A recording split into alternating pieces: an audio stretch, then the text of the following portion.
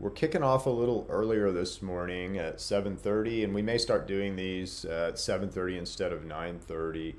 We seem to get a little bit better live audience at 7:30, which is good. So we want you guys listening. We want you guys watching to what we're doing, and we feel like we got some important stuff to talk to you about. So we want to make sure we hit you at the times when you're listening. So this Chip Talks is going to be interesting. So this one is on sugar, and sugar is absolutely killing us. We'll go down a few rabbit holes. I have this roughly laid out, so no telling where it might go. So I'll kind of take you down my little adventure of the mind, the chip mind, so to speak. But we're going to talk about sugar. We're going to talk about what it is. We're going to talk about what it does. We're going to talk about it in relation to carbohydrates, everything, right? So let's just dive right in because this is a super important one. If you guys are worried about your health, if you're worried about your children's health or your grandchildren's health, sugar, this is going to be a very important topic for you. I really want you to pay attention, because this is a thing that has been foisted on our society very purposefully and by industry. I mean, I can name 6 of the players right now just by going down the candy bar list, right? That are very big companies. Coke and Pepsi are very big companies. What is their product? Sugar. Sugar. Okay. All right. So let's dive in here.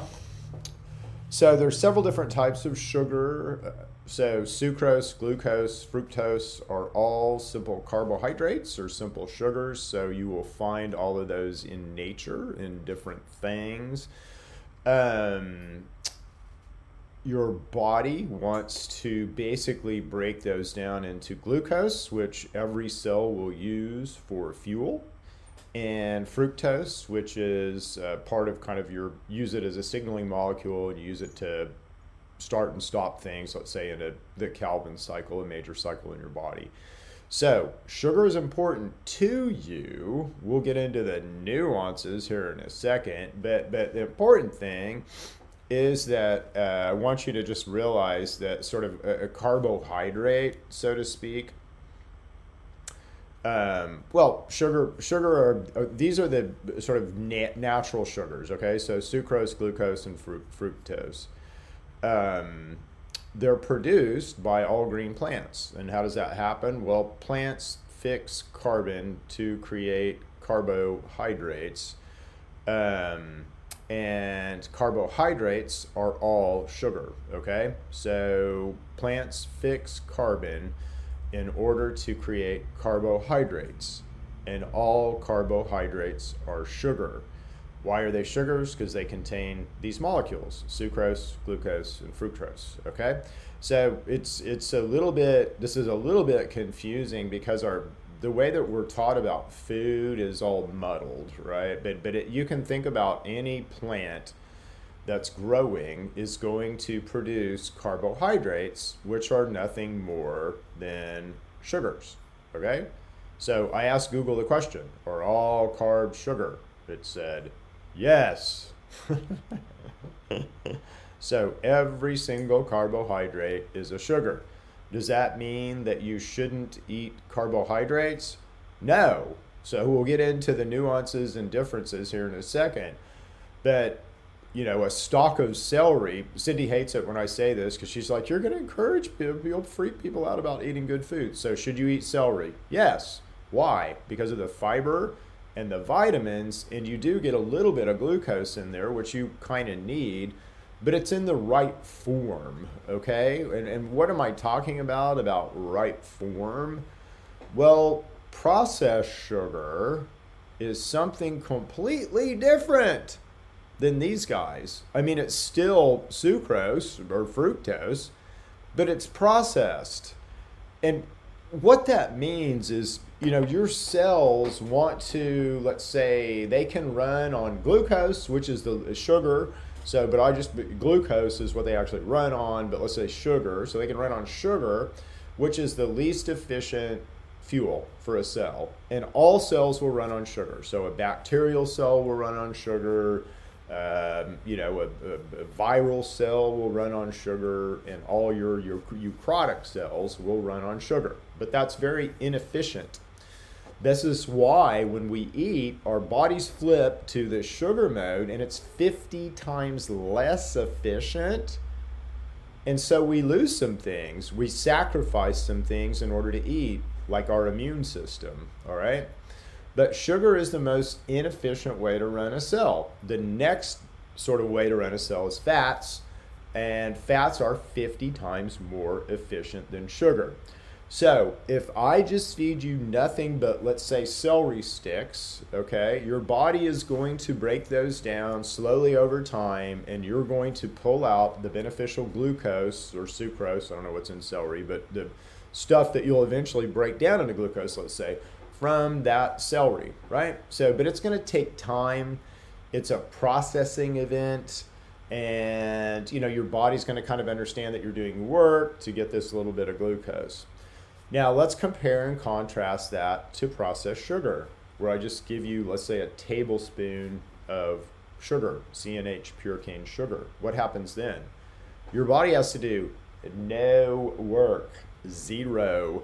That stuff, well, a little bit of work, but that stuff is just almost immediately pulled up into cells. And to cells, that looks like crack cocaine, okay? So if they have the option to run on light or run on fat or run on crack, they're going to probably run on the crack. And that could be detrimental to you in certain instances. So this is part of why processed sugar is different, number one, and number two is bad for us, right? So as soon as I process the sugar, as soon as I make it molecular sugar, as soon as I take all the color out of it, I've really altered it, and it's now like a new drug. So what would be an analogy to this? The Peruvians, for many, many years, have chewed on coca leaves. Many years. Does it hurt them? No. Do they get addicted to them? I don't know, but a lot of them do it, and it doesn't appear to be a problem. You don't hear about the coca leaf problem in Peru, do we? However, if you take those coca leaves and you refine them, you process them into something called cocaine, then that becomes a drug that's addictive, that's different than the coca leaf. So this is what we're talking about. So, like, for instance, eating a beet is different than eating processed sugar that came from a beet. You guys following along with me? Very important stuff, okay? So when we eat processed sugar, and it's processed sugar that's very, very bad for us, we need natural sugars. We need fats more than we need natural sugars, and we need amino acids more than we need natural sugars, but we do need some natural sugars. This crap is like cocaine. I mean, you might as well call this cocaine. It's cocaine, right? It's not coca leaf, it's cocaine. All right, so has the sugar industry done anything to manipulate your heart and mind here? Well, it's a great story, really. One of the guys who was instrumental, let's say, in demonizing medical marijuana is a guy named Roger Adams. So Roger Adams was hired in the 1940s by the Federal Bureau of Narcotics, the national organization going after drugs, demonizing anything that pharma wanted them to demonize. But anyway, he's the guy that was hired by the Federal Bureau of Narcotics to characterize Indian hemp or medical marijuana. He theorized THC, discovered CBD, discovered all the minors, THCV, most of the minor cannabinoids were discovered by Roger Adams. Then the military came to Roger Adams and went, Roger, can you weaponize it? And so Roger methylated the THC molecule and created something called THCO acetate, which you can find on convenience store shelves in Texas. But that was a weapon. a weaponized version of marijuana. Later in the 50s, the sugar industry came along and said, Roger, can you demonize fat? And Roger did. I think they paid him 50 grand in the 50s, which was a lot of money. But anyway, the sugar industry completely manipulated all these heart studies to demonize fat, right? So, we've cholesterol and fat, and that's horrible for your heart, and bad, right? Well, no, you run on fat. Too much saturated fat is bad. Too much of anything is bad, but too much saturated fat is bad. But saturated fat is the fuel, in every single mitochondria in your body. So it's your gasoline. So it's good stuff. Just too much of it's bad, and we need to balance our fat, right? So we need to understand and be more intentional about what we're eating and understand what we're putting in our face holes, right? So fat is good, but you need to understand about fat. McDonald's is bad. That's bad fats. Polyunsaturated fats, we need in equal balance, omega-3, omega-6, and then we also need to eat as much monounsaturated fat as we eat saturated fat. And they're proper balances and ratios of all that. We've done lots of chip talks on those. I won't go down that rabbit hole. However, in the 50s, what I want you to know is that, again, people were paid, bribed to promote sugar over fat, to lie to you. Yes, they really did lie to you. They really do lie to you. So, what about refined sugars? Now, interestingly, if you just go do Google searches and stuff on sugar, you're going to get a bunch of, cells run on sugar and it's good stuff. If you Google search on processed sugar or refined sugar, you will find a completely different set of information. Isn't that interesting? So, refined sugars may increase your risk of obesity, type 2 diabetes, and heart disease. Oh, but I thought Roger Adams said it was all fats. No, it's not all fats, it's sugars. Sorry. Eating these foods regularly leads to weight gain and other problems. It means that you are going to experience a sugar spike. And if that happens consistently, it contributes to obesity, diabetes, heart disease, and other chronic conditions. Yeah, sugar. Okay. This is from the Mastering Diabetes website. So, can you get diabetes from eating too much sugar? So, natural sugars have check marks, and they're found in plants and are excellent for your body. Natural carbohydrates from fruits and plants are one of the best sources of nutrition you can put in your body.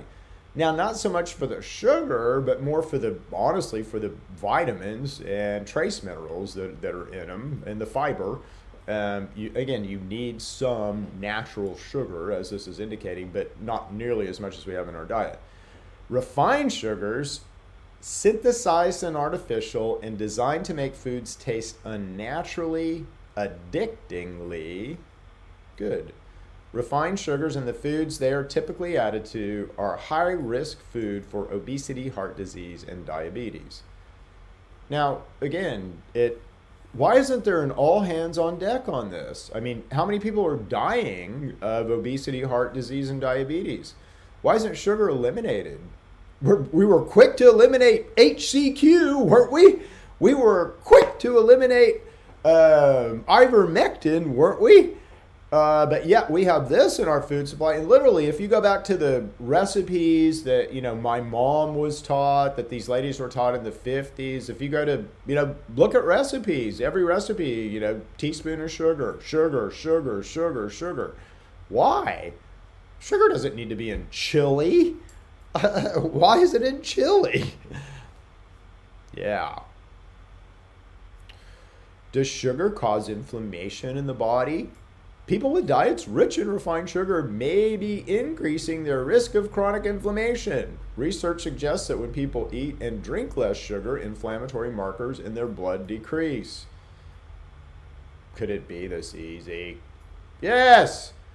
Again, Part of what's wrong with this is bacteria. The bacteria eat the sugar. The other thing that's wrong with this is all this sugar that we have in our diet. It's just literally killing us. We can't. Oh, I spelled inflammation wrong, didn't I? Huh. Let's see if we get the same thing. Ah, we do. All right, cool. Always interesting to see what Google does. I don't know if you guys have ever played the Google game before. Let's see, what would be a good one to... I don't want to do it right now. We'll do it as a chip talk sometime. So there's stuff that if you go ask Google, if you sort of give Google words, it will mislead the crap out of you. I mean, it will take you down a completely different rabbit hole. If you go to another browser and do the same thing, you'll get kind of, I don't know, probably still altered information, but it won't be the same as Google. But it's just a way to illustrate how much of information is controlled depending on the questions that we ask here. Okay, so now sugar we know is bad, right? So we've investigated that and we've seen that. Now, why is sugar bad?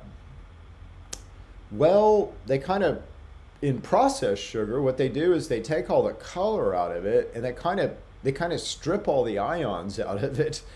So sugar is a very dead thing. It's a crystal. It ends up being a crystal, but it's not real electric. And if you put it in water, what you're going to have is that it's super soluble in water. It's more soluble in water than salt. And why is that important? Well, what percentage of you is water? Hold on. What percentage of a human is water? 60%. So 60% of you is water. So again, if you're dissolving things in you because you can, because 60% of you is water.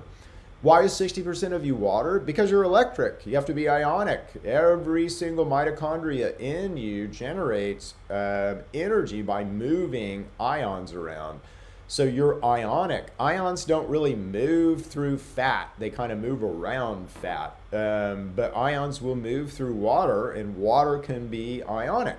So that's why 60% of us is water, because we're electric. And this whole electric side of us hasn't really been explored yet, which is really, really cool. And a whole new area for bright young minds to dive into. There's lots of ways to influence you and your electromagnetic field, which you certainly have. But one of the ways to dampen it down, to shut her down, Billy, is to fill you with a bunch of processed sugar.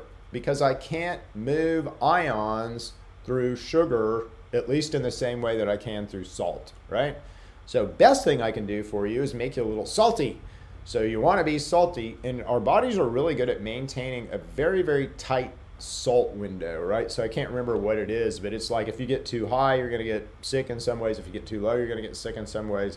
So that salt window is really tightly controlled in our body by something called aldosterone, which is a breakdown of cholesterol. However, I can influence that by giving you processed sugar, because processed sugar is very soluble in water, and that's going to dampen down your electric ability, my ability to make you electric. That's going to shut you off, let's say, from the sun. The energy that you should be receiving from the sun. Hopefully that makes sense. This is sort of a big point, of this whole talk, is sugar's bad for the obvious reasons that we know, because it causes inflammation, causes diabetes, causes all these things. Now, why does it cause inflammation? If you rub CNH pure cane sugar on your skin, does it inflame you like a poison ivy would? No! I have my clippers in my hand. Sorry, I always play with things. But why then would it inflame you on the inside? What's the difference? Are you more sensitive on the inside? No, not really. It's because of the bacteria and what the processed sugar does with and for the bacteria. Anyway, just, it's always all about the bacteria. Sugar, like the bacteria, that lights them up and they'll inflame you because they're excited. Okay, so you are electric. this one over here, the one with the sort of the electromagnetic human, the human in a globe, if you will, the human in a torus. I really like this one. That is sort of the way I envision what we look like. And you've got a field that extends from you about 8 feet, believe it or not. It's more intense the closer you are to your body, but it extends out about 8 feet. So technically, if we were paying attention and we were sensitive to it, we should be able to use this electric field as a sensor array. So we should be able to sense things at a distance. Now, this is something that the Russians started playing around with in the 1900s, and they're way, way, way, way further along in this area than us United States of Americans.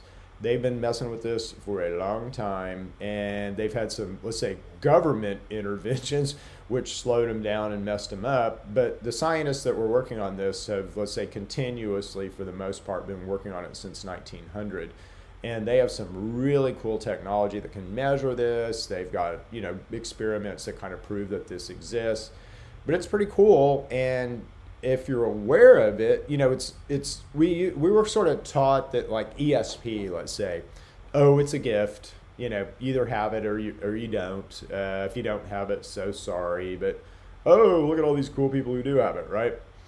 Well, that's not really the truth.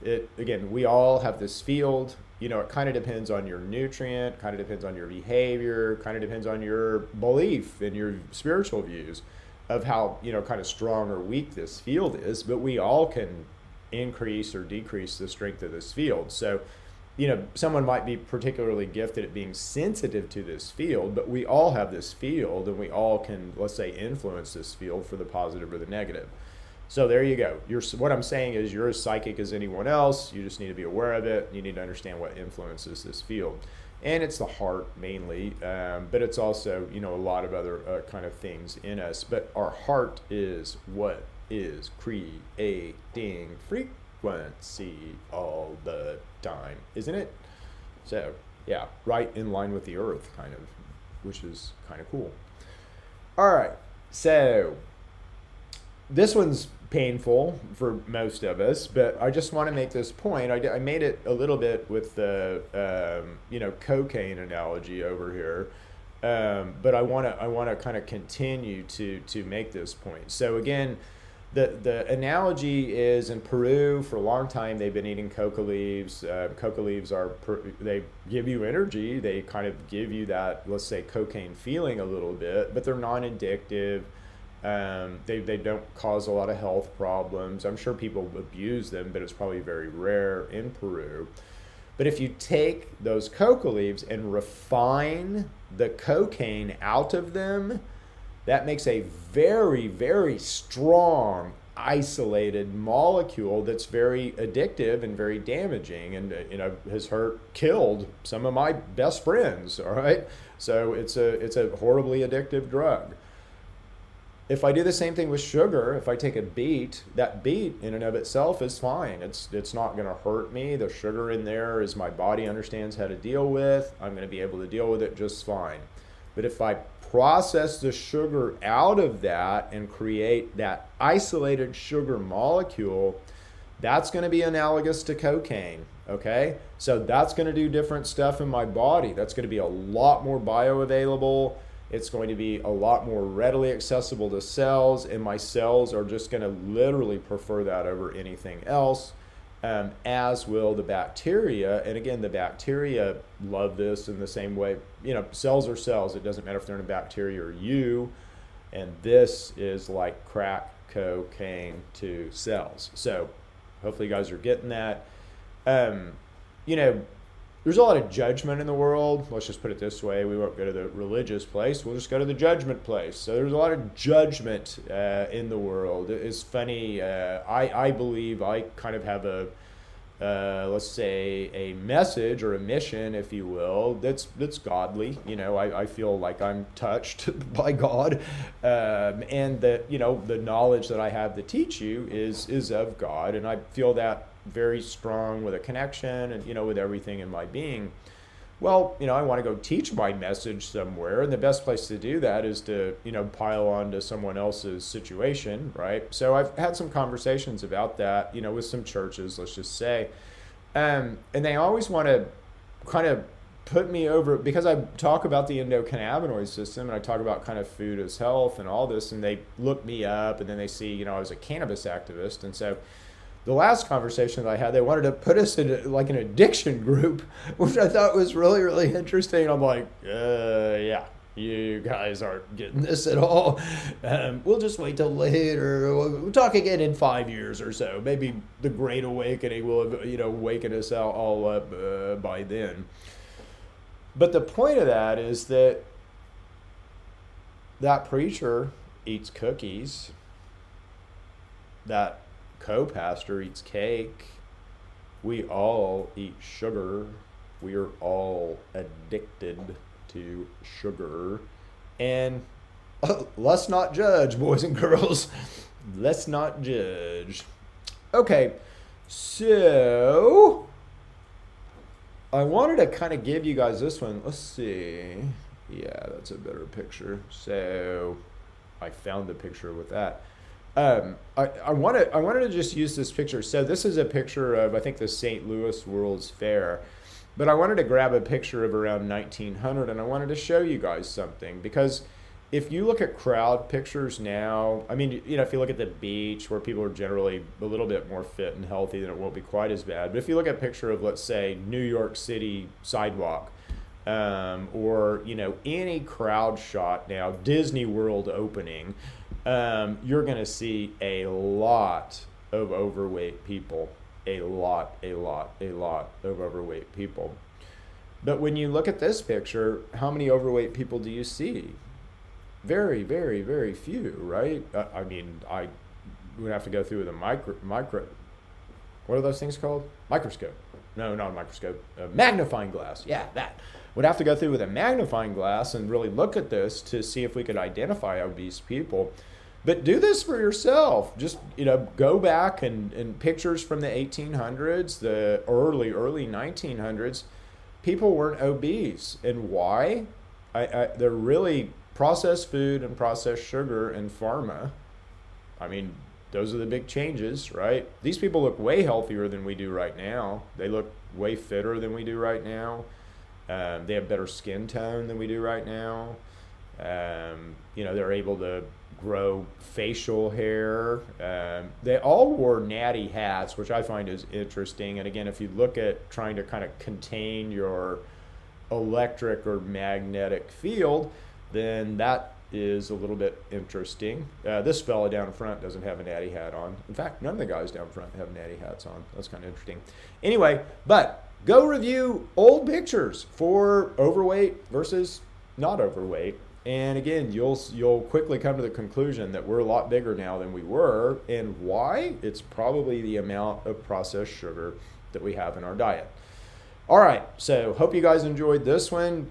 Again, stay away from processed sugar. That's just the biggest message. It's very difficult to do. I would say I'm addicted to processed sugar. It's hard to get out of your diet. I ate some last night. But I'm aware, of it, and I know I'm doing something bad when I'm doing it. So that's the main thing that we want to do, is to increase your awareness and just, let you know of the damage that you're doing. So, when I was 8, I didn't know what that birthday cake was doing to me, so I ate a lot of birthday cake. But now I'm 62. Yeah, I'm that old. And I know the damage that it's doing to me. So I eat less birthday cake now, definitely. So anyway, that's what I want you to do. I want you to wake up. I want you to begin to realize how bad processed sugar is for you. I want you to understand the difference between the sugar in a beet or the sugar in a celery stick or the sugar in any grown natural carbohydrate versus processed sugar, because there's a big difference, a big difference. So anyway, avoid the sugar, especially the processed sugars.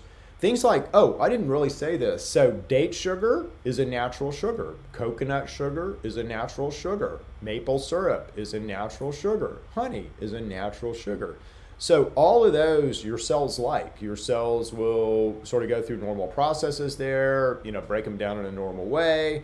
Again, you don't need to be eating that stuff all the time, obviously, but those are good ways to sweeten things.